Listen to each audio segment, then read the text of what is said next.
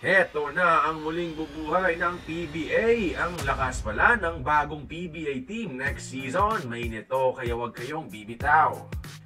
Next conference, gagawin ng opisyal ng PBA ang pagbili sa Terra Firma Jeep ng Zamboanga Valientes. Change of management and ownership at ang lakas pa pala ng mabubuo nilang kupunan.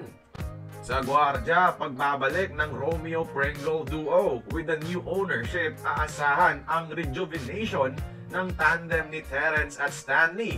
Ngayon na may intensyon na talaga silang manalo. Two of the best backcourt noon, mas better ngayon dahil may baon na silang veteran leadership at experience. Dagdag mo pa ang rising star nila na si Mark Nonoy, ang The Aaron Fox ng PBA ngayon. Tapos, back up pa ang makulit at matinik na shooter na si Aljun Milesio. Sa wings, maaga pa para sabihin. Pero, if Renza Bando decides to enter the PBA draft gaya ng expectations ng lahat, ang Zamboanga franchise ang may hawak ng number 1 pick.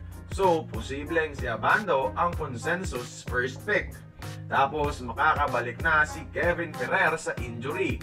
Before injury, pang star player ang numbers na binibigay ni Kevin sa Nooy Terra Firma franchise.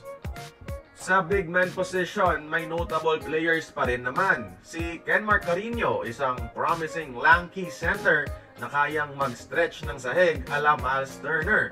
Sana mag-invest sa kanyang development ang Zamboanga, dating nakapaglaro na to sa kanila sa ABL. Si Luis Anggalang magaling din sa banggaan sa ilalim. Sana ma-develop sa version ng isang Sanitos dati. Pero ang tunay na alas talaga ng Valientes ay sa Import Conference. May budget silang higit pa sa MVP at SMC teams, kaya nga nakakuha sila dati ng isang NBA All-Star na si DeMarcus Cousins. Tinalakay ko na sa previous video kung sino ang pwede nilang maging import. Check nyo na lang doon.